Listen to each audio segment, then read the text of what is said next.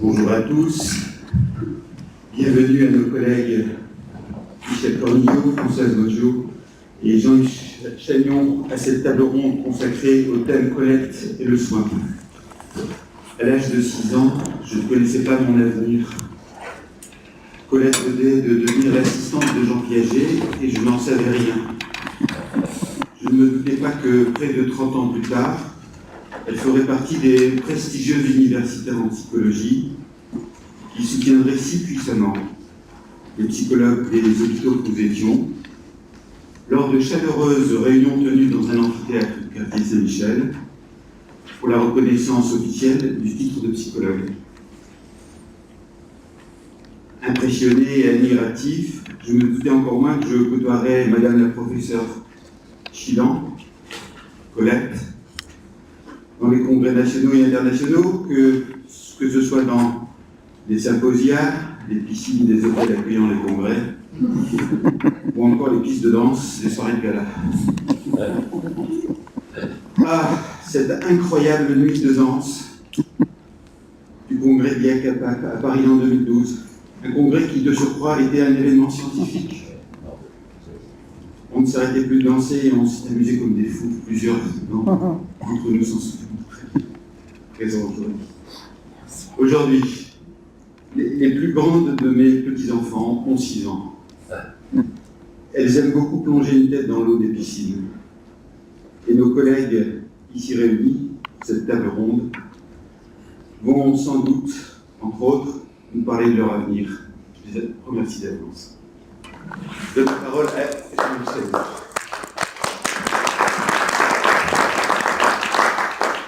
Bien, merci Michel.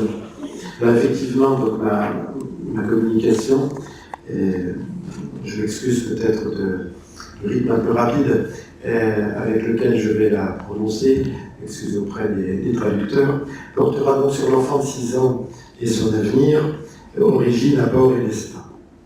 Bon, je remercie d'abord les organisateurs de la journée d'avoir accepté ma proposition d'intervention sur un aspect de l'œuvre et la vie professionnelle indissociable du collégien. Celle-ci fut, on le sait, parallèlement à ses activités de psychiatre dans le 13e, puis de psychanalyste, enseignante de psychologie à la Sorbonne, puis à Paris-Descartes. Elle a donc contribué directement ou indirectement à la formation des psychologues de ma génération. J'ai choisi dans l'abondante production scientifique de Colette de vous présenter son livre, L'enfant de 6 ans et son avenir, paru au PUF en 1971. Il en est à sa 6e édition. Tout d'abord, il s'agit de son premier livre. Il revêt donc un caractère initiatique et il contient diverses problématiques qui, en germe ou déjà déployées, ne cesseront ensuite d'être travaillées par l'intéressé. La relation entre l'enfant, sa famille et l'école, titre d'un autre livre, Colette devenant pendant des années une spécialiste attendue de l'échec scolaire. Les réflexions autour du normal et du pathologique, les questions d'indication et d'évaluation des effets des psychothérapies, la psychopathologie différentielle des sexes, les problématiques socioculturelles et leur poids sur le fonctionnement psychique et interindividuel. Il comporte encore de nombreuses questions méthodologiques et épistémologiques relatives à l'articulation entre les sciences humaines et les sciences de la vie, le socius, le psychisme et le cerveau, elle qui était philosophe, psychologue, psychiatre et psychanalyste. Ces lignes de force se déploieront à travers la mise en place d'autres recherches, de colloques, de publications, dont un de ses derniers livres, dirigé avec Jean-Philippe Prénaud, et qui témoigne de l'avancée de sa réflexion sur les rapports entre psychisme et cerveau. Mais j'y insiste, tout est en germe dès le départ. Deuxième raison, du point de vue de l'histoire de la psychiatrie de l'enfant et de la psychopathologie, qui malheureusement dans notre époque dite hypermoderne, se perd assez vite, et ce, au prix de redoutables éditions. On sait que différentes tendances aboutissent actuellement à faire en sorte que certains travaux cliniques n'aient jamais existé, du moins soient totalement méconnus, en dehors du cercle des familiers, voire soient franchement discrédités. L'enfant de 6 ans et son avenir est donc la reprise d'une thèse de doctorat soutenue sous la direction de Juliette Favès-Boutonnier en 1970. Mais cette recherche, au développement innombrable, témoigne de l'esprit qui animait le 13e à cette époque et de l'originalité et la fécondité de la pédopsychiatrie de secteur naissante, et des questions qui se posaient à elle, ainsi que de la façon qu'elle eut de les résoudre. La pédopsychiatrie, telle que les Bolissi, Yatkin, Soulet, Mises et quelques autres, inventée alors, reposait sur le socle psychanalytique d'une part, le socle social d'autre part, avec l'espoir d'une psychiatrie communautaire ouverte sur la cité, prenant le contrepoint des modes de fonctionnement et de gestion asilaire précédents qui avaient abouti à la mort de plusieurs dizaines de milliers de malades mentaux pendant la Seconde Guerre mondiale. Troisième raison pour rester en lien avec le thème de la table ronde, Colette et les soins.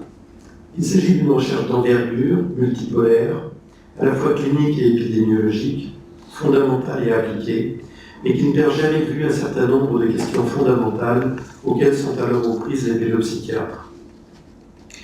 Dans la grande masse des enfants d'un secteur géographique présentant des troubles psychiatriques ou en souffrance psychique, quels sont ceux qui nécessitent des soins? De quel ordre et sur quels critères est proposé? Que faire de ceux qui ne consultent pas? Sont-ils normaux? Qu'est-ce qu'être normal? Et quelles mesures indirectes les pédopsychiatres et leurs équipes peuvent-elles mettre en place pour prévenir les troubles mentaux ou encore répondre au plus grand nombre alors que les moyens d'une équipe sont forcément limités? On le voit, le chantier, les enjeux sont immenses, cliniques, théoriques, organisationnels, politiques, éthiques, humains. Colette vient donc de rentrer au centre Alfred Binet au début des années 60. Elle apprend et travaille auprès de ces deux grands chefs, dont elle dira, sans rire, qu'elle en était la fille. Les Bolissi et Yatkin, aussi différents l'un de l'autre qu'amis dans la vie. La recherche supervisée par René Yatkin repose donc sur une étude approfondie d'une cohorte de 66 enfants non consultants, vivant dans le 13e, et présentant à peu près les mêmes caractéristiques démographiques et socioculturelles modestes que les consultants du centre Alfred Binet. Il s'agit d'un travail d'équipe, puisque chaque enfant a été vu par Colette, un pédopsychiatre, par un psychologue, un spécialiseur intellectuel, une orthophoniste qui étudia le langage oral et écrit, une assistante sociale, Madame Gagel, qui fit le lien avec les familles. Ce premier temps apporte de très nombreux renseignements cliniques et épidémiologiques, mais il fut suivi par une étude longitudinale, 54 sur 66 enfants ayant été suivis pendant 6 ou 7 ans, soit toute leur scolarité primaire. Notons que l'étude longitudinale ne s'arrêta pas là, et qu'elle se poursuivit jusqu'à l'âge adulte. On rend compte un article paru dans la revue de neuropsychiatrie infantile, intitulé « L'enfant de 6 ans devenu adolescent », paru en 1978. Le choix de s'intéresser prioritairement à l'enfant de 6 ans tient à la place prise dans le 13e par l'étude et le traitement des troubles du langage oral et écrit. Rencontrer des enfants à 6 ans, au CP donc, et les suivre ensuite, permettait d'étudier in vivo, en vrai, en situation, et pas seulement en laboratoire, les modalités d'apprentissage de la lecture et les conditions et les effets de la réussite comme de l'échec, tant sur la vie scolaire, la vie professionnelle que la santé mentale. Je peux développer tous les apports du livre. 3 aspects ressortent avec insistance. Premièrement, la place du déterminisme social dans la réussite ou l'échec scolaire, plus encore sur le niveau intellectuel et sur la santé mentale. Deuxièmement, l'importance de la pathologie dans une population non consultante. Et enfin, l'importance de l'échec scolaire, dont les différents déterminismes sont finement étudiés, l'ensemble aboutissant à des interrogations sur la place et la fonction de l'équipe de pédopsychiatrie dans l'espace public. Premièrement, les déterminismes sociaux dans la réussite ou l'échec scolaire, plus largement sur le niveau intellectuel et la santé mentale, sont majeurs. Mais les auteurs ne s'arrêtent pas à ces considérations sociologiques. Si des paramètres, comme le travail, le salaire, la composition de la famille, la taille du logement sont importants, ces facteurs socio-économiques ne se révèlent déterminants que par le biais de sa transmission ou son filtrage par le psychisme et le comportement de la mère ou ses substituts. L'un des points importants est la liaison entre le nombre de milieux de vie traversés par l'enfant, le niveau social et le QI. Le handicap social des parents, économique et culturel, favorise la discontinuité des conditions de vie, des hospitalisations précoces, des placements en institution, retrouvés plus fréquemment qu'un les QI baisse. Ce qui fera dire à l'auteur qu'un QI bas est une cicatrice des souffrances infantiles qui mérite d'être examinée de près. mais les hypothèses déterministes strictes sont réfutées. Si un lien est constaté entre réussite sociale et santé psychique, difficultés sociales et difficultés psychiques des parents, avec leurs conséquences sur la santé mentale, le niveau intellectuel et la réussite scolaire de l'enfant, il ne s'agit que de corrélation et non d'enchaînement causaliste linéaire, d'où la question condition humaine ou pathologie. Mais dans tous les cas, le médiateur par lequel les conditions sociales agissent sur l'enfant reste pour la psychanalyste Paul Chilan l'organisation psychique de ses parents. Certains sont mobilisables, d'autres ne le sont pas, ne peuvent soutenir leurs enfants et les démarches thérapeutiques, d'où la nécessité pour les équipés de psychiatrie de faire œuvre de prévention et de s'engager dans la cité, bien au-delà de la fondation psychiatrique usuelle. En germe, je vois là le travail de prévention, en réseau avec les écoles, l'unité du soir, pour des enfants et des parents inaptes à suivre une psychothérapie individuelle. Et enfin, les engagements politiques auprès de l'éducation nationale. Le cœur de l'ouvrage est consacré à l'étude des tableaux cliniques rencontrés dans cet échantillon. Il est précédé de 2 chapitres assez lumineux, l'un sur le normal et le pathologique, l'autre rappelant le point de vue psychanalytique sur le premier développement du fonctionnement mental et sur le sens des symptômes. Les enfants normaux ou entrant dans les variations de la normale ne sont pas des enfants indemnes de symptômes. Sont regroupés normaux les enfants qui se développent le mieux, qui fonctionnent bien psychiquement et intellectuellement et qui semblent heureux. La présence de quelques symptômes s'accompagne d'une richesse relationnelle et d'une capacité à exprimer leur richesse fantasmatique. Ainsi est-il rappelé qu'on peut faire un diagnostic en se contentant de relever, décompter, combiner les indices descriptifs. Le symptôme n'a pas en lui-même une valeur pathologique.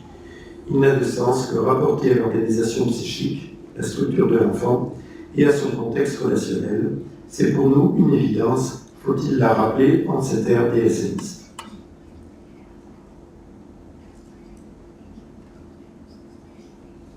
Alors, je vais abréger mon propos et passer au paragraphe suivant pour les traducteurs.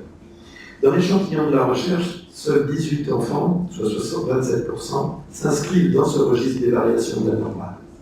Il s'agit du groupe qui constitue le premier degré de santé mentale. Le second degré regroupe 28 enfants pour lesquels des réserves directes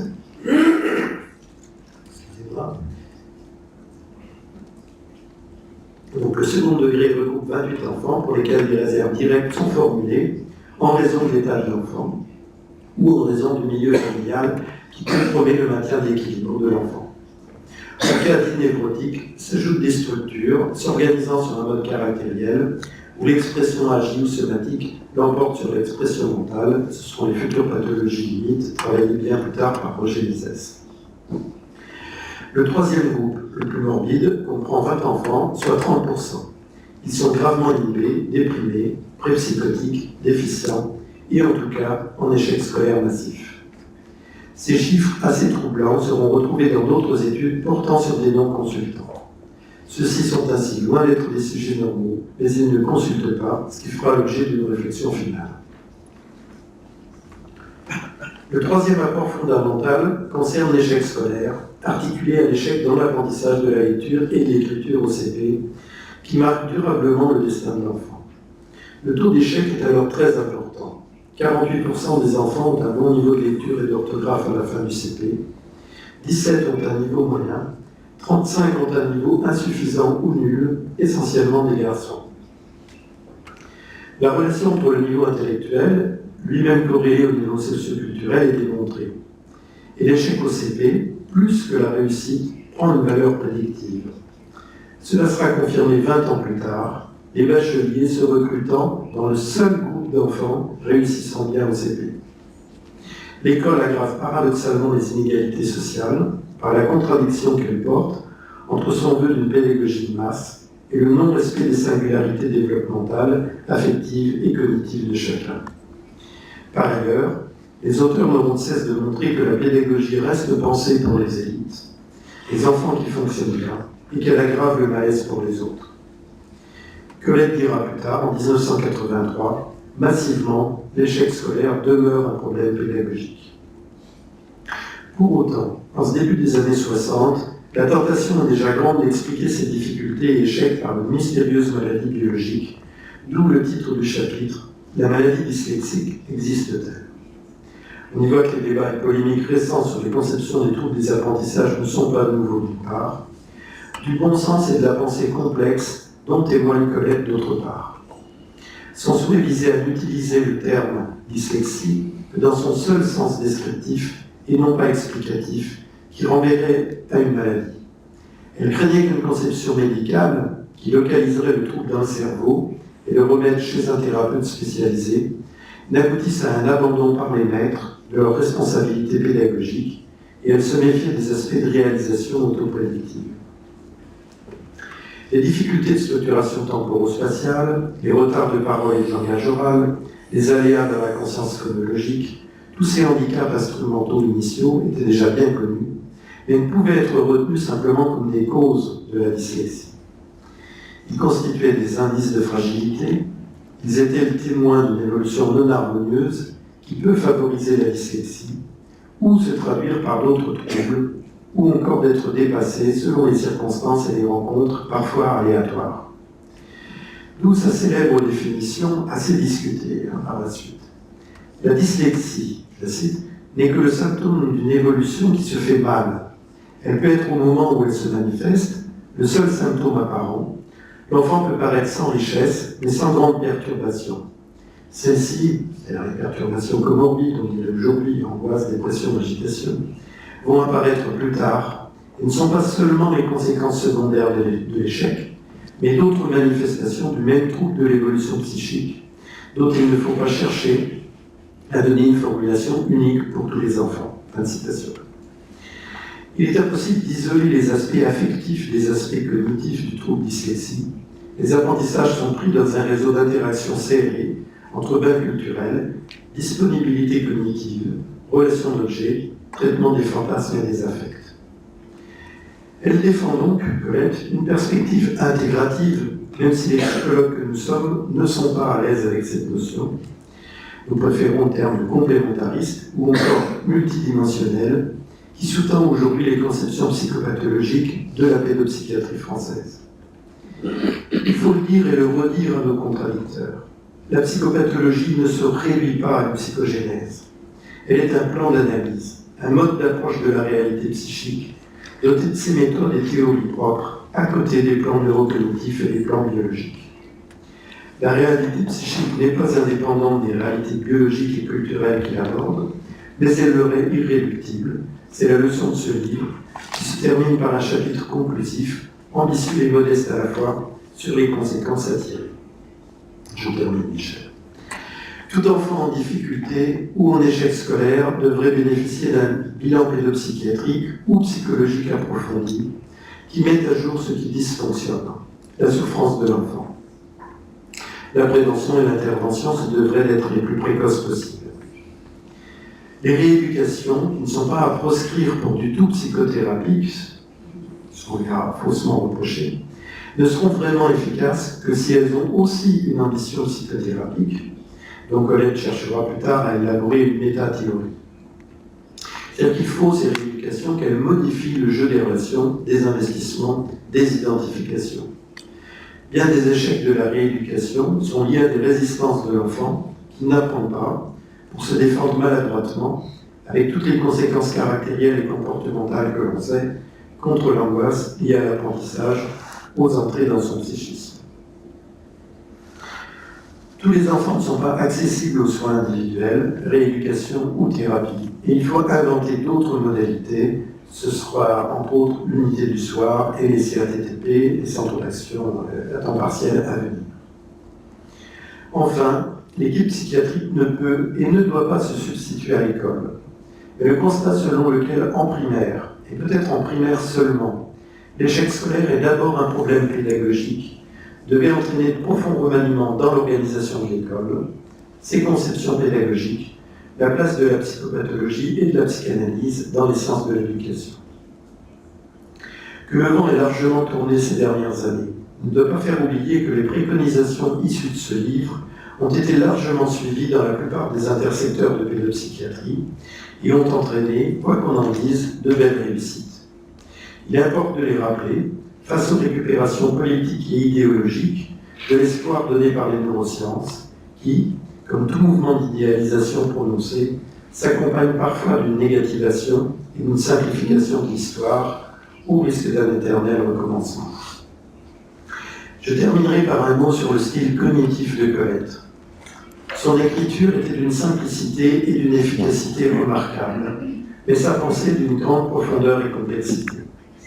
Tout ce qu'elle avançait était auparavant étudié, fondé, pesé, vérifié, et elle débutait souvent ses articles par une mise au point définitionnelle, suivie d'une étude minutieuse de ce que l'auteur avait voulu dire et non ce qu'on lui avait fait dire, avant de déployer sa propre problématique dans toutes les dimensions. J'ai essayé de suivre ces préceptes en montrant comment Colette avait profondément pesé sur nos modes de pensée et de faire. Merci.